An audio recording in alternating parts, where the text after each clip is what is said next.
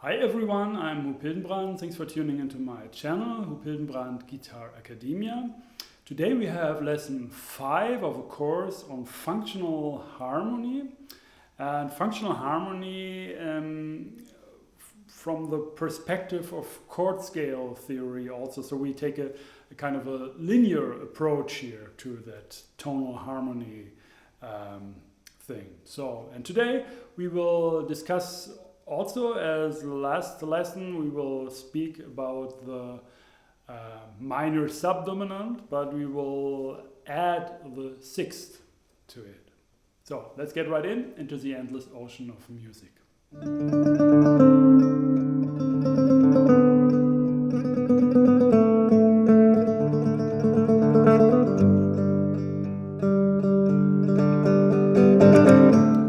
For this lesson you also find a PDF file down in the description below. There is a link you just follow.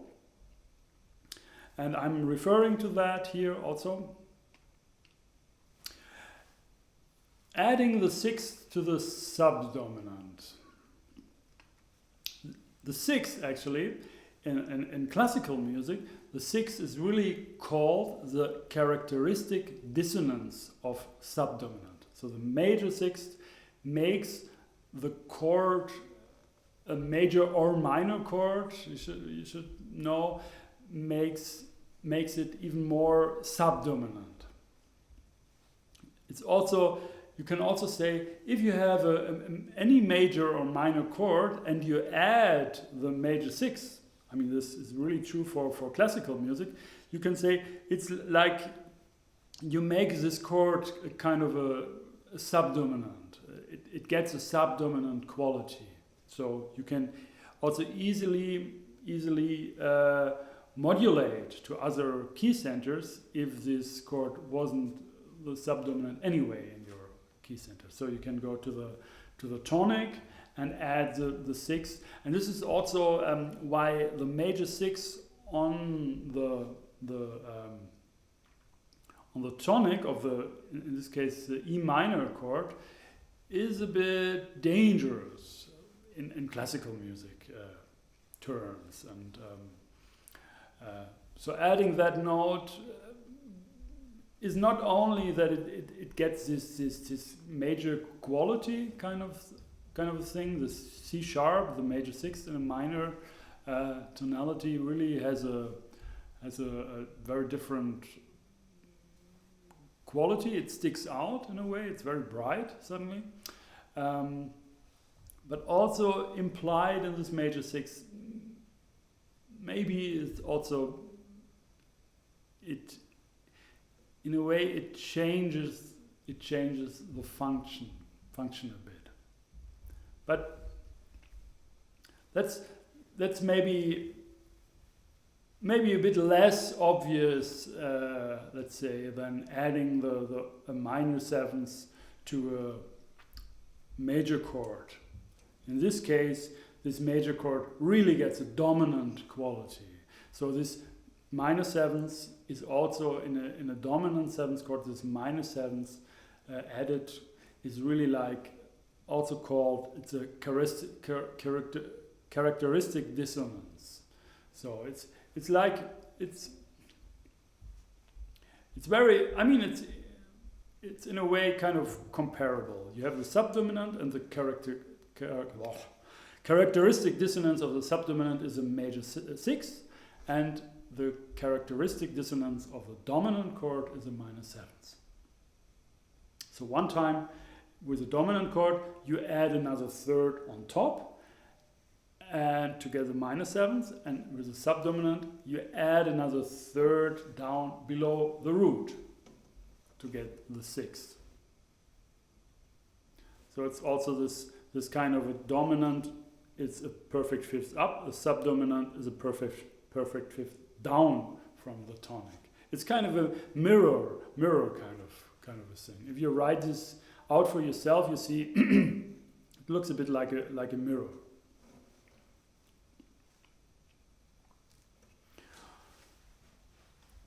I hope you get that. Otherwise, please ask down in the description below. I will actually a later lesson will be on that topic when we talk about framework 3. There, this will come. So I have this already in mind, so I don't want to get too much into detail about certain things, which I will have a lesson anyway, already uploaded, or I will upload a lesson, will make a lesson in the future. Okay, so this 6 is a very, very characteristic and very common note to add on the subdominant. So if we are in E minor again,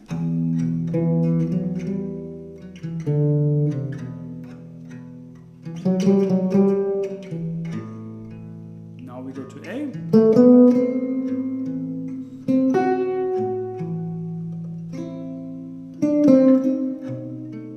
to B7.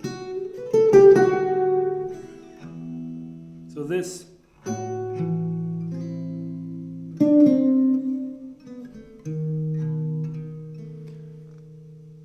okay, you hear that? That's a very, very typical thing. This kind of a bright, nice sound.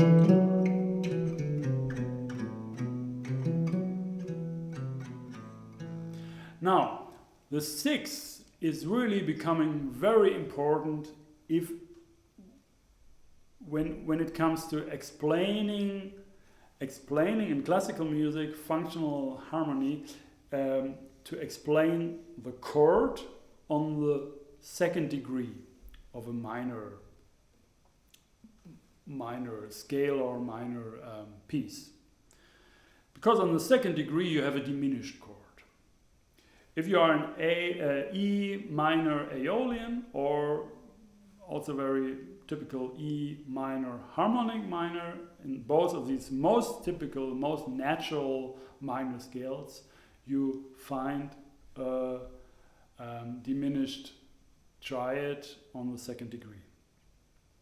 And this diminished triad is very, very, very commonly used as a 7th chord, as a minor 7th flat 5 chord in jazz. And there it's just called the 2 minor 7 flat 5. And the most common progression in minor in jazz is a 2-5, and 2-5 in minor means, in E minor, for example, means F sharp minor 7 flat 5, B dominant 7 with every alteration possible, and going back to E minor or E minor major 7, or E minor 6 also is possible, to back to the tonic. So it's a very common chord, and you explain it in jazz. You explain it really as a 2 chord, because you take more these scale degrees, Roman numeral analysis. So on the 2, a diminished chord, and that's the chord. That's it. It's just F sharp diminished or F sharp minor 7 flat 5. In classical music, it's a little bit more subtle, and especially in functional harmony, because you want to know what function is this chord on the second degree. What is the function? And the function, like if you have diminished chords or augmented chords or these kind of chords which doesn't have a perfect fifth, and classical music, they are always explained as substitutions for the main functions, which is E minor, minor tonic, A minor, minor subdominant, and B or B7, the dominant. All other chords in E minor are just substitutions of these 3 main functions. And of course you have different concepts like secondary dominance we already had, or later like a Neapolitan chord or augmented 6 chords, and it goes out a bit, but you have a basic set of chords which all are either the main functions, the 3 chords, or substitutions of these 3 functions. And when you take an A minor chord and you add the major sixth, what do you have? If you see the notes A, C, E, and F sharp,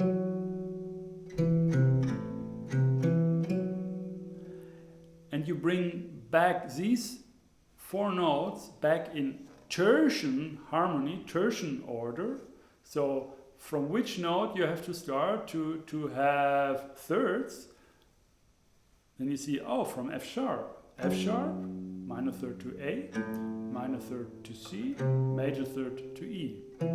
So A minor with an added F sharp has actually the same notes as F sharp minor 7 flat 5. And that's why F sharp minor 7 flat 5 is never called like a 2 chord or like an F sharp minor 7th chord or something like that. It's called a sixth ajouté. It's like a A minor chord with a sixth added. And when you have an F sharp in the bass, in this case, then it's just an inversion of that chord. And you see these symbols also on the PDF. There are these three columns with A minor sixth, and you see like A minor sixth in the first system. You see it's just an added F sharp. Then the symbol is a small s for minor subdominant, and then a 6 and a 5. And when the F sharp is in the bass, then you put the 6 under the S. So that means that's the bass. That's the bass note. It's a minor subdominant, minor subdominant, but the 6 is added and put in the bass. So it's not an F sharp minor 7 flat 5 chord, but it's an A minor 6 chord with a 6 in the bass. So it has subdominant function, and that's the most important thing here to know. And it's very nice, for example, to play this F sharp minor, F sharp diminished chord, alternating with E minor, for example. Drop 2 voicings, for example.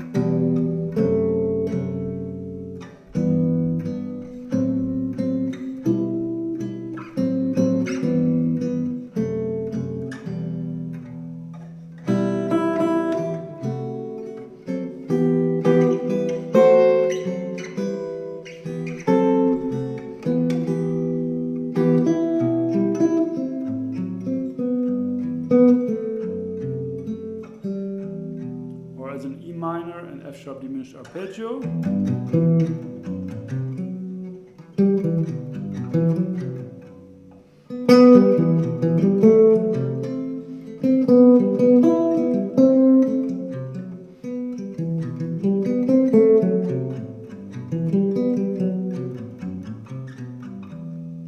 Yeah, so, and this implies a bit.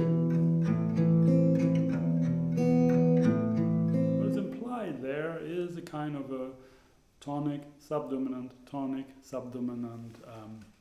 movement, progression. Okay, in classical music, when you say you add the sixth, I mean you have a sixth chord, you have an A minor sixth chord, or you have a subdominant minor chord, A minor, and you have the sixth there, then usually it implies that the sixth is there instead of the fifth. So if you have A minor and you add the sixth,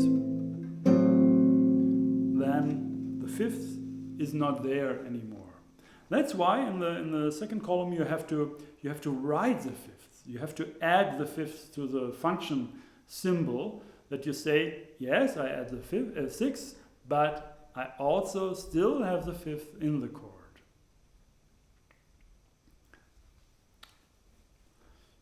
So in a way you can say the fifth is raised up a whole step to the sixth. That's one possible idea. And later on we will have this Neapolitan chord, and this is also very much related to this lesson, because there we have also something like the sixth in instead of the fifth, but there it's a minor sixth. So instead of E we have an F, and then we have a major triad suddenly on the flat second degree of E minor key. Okay, and there are also some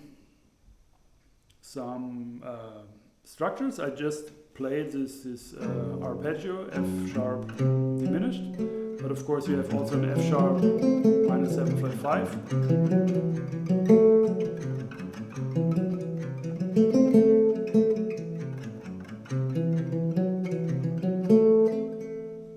And you have also an F sharp diminished triad with an added B with a fourth. That's also a nice sound. You can play like melodies or like arpeggio with, like.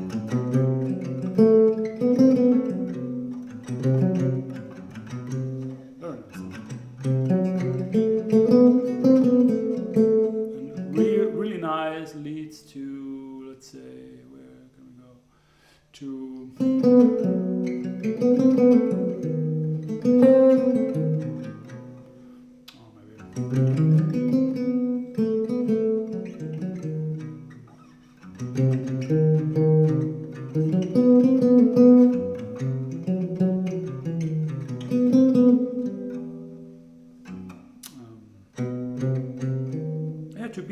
to be with an added C, for example, for the dominant. So we have F sharp diminished with B, and then we go to B with C. Then back to E minor with F sharp. Again.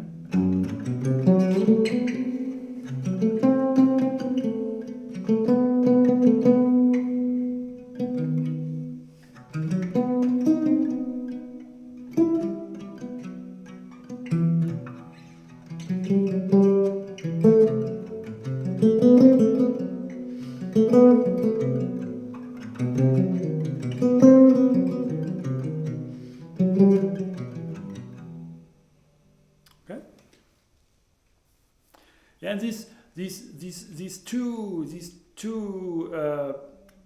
basic structures, the minor subdominant, A minor, and F sharp diminished, or F sharp minus 7 flat 5, they belong really strongly together. In a way, they're just one thing. They're both that minor subdominant thing. So they're very connected, and if you take this A minor Dorian scale, you have for F sharp diminished or F sharp minus 7 flat 5, you have this Locrian scale, which is just the same, and they're just a third apart, and they share like two common chord tones as a triad. If you have A minor and F sharp diminished, they just instead of E, you have F sharp with F sharp diminished. But in both chords, you have the C and the A. So in a way, the subdominant tone, the fourth of the scale, and its third, its character, so to speak. And this third, the C, is also very, it really characterizes also this minor subdominant. Later on, when we go to major, we will also occasionally we are also able to use this minor subdominant, and then we mainly the essence of that chord in major is actually this minor third, which wants to resolve to the fifth. That's actually the same resolution it also wants to have in E minor. If you E minor.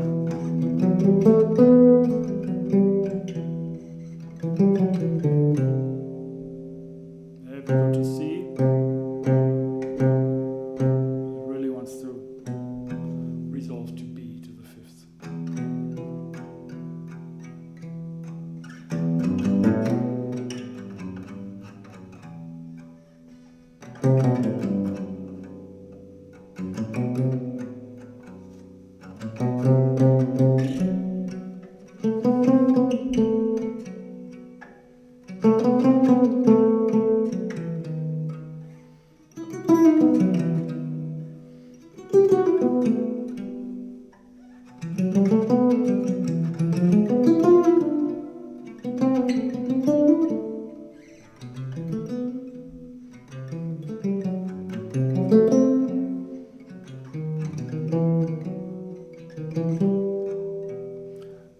also a very, very, very common and very natural progression to, when you go to A minor, to go to F sharp diminished, which is very typical in jazz as a 2, as I said. Then go to the dominant E7 to E minor. And then E7, the secondary dominant, to tonic, to subdominant.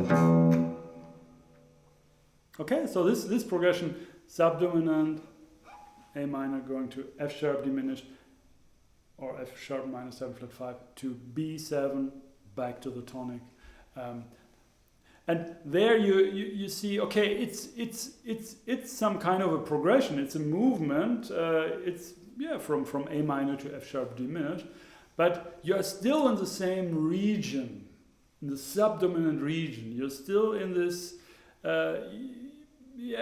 In classical music, you would say you are preparing the dominant. That's one of the functions the subdominant has. It leads away from the tonic, but it's also preparing the dominant. So in a way, A minor is preparing the dominant. I think F sharp diminished is preparing the dominant a bit more, because F sharp has also this perfect fifth resolution relationship to B7. So F sharp B is a very strong bass line, root progression. Then the B7 brings us back with dominant function to the tonic. Okay, that's it for this lesson. I hope you enjoyed these lessons here on Guitar Academia. If so, please don't forget to subscribe to my channel.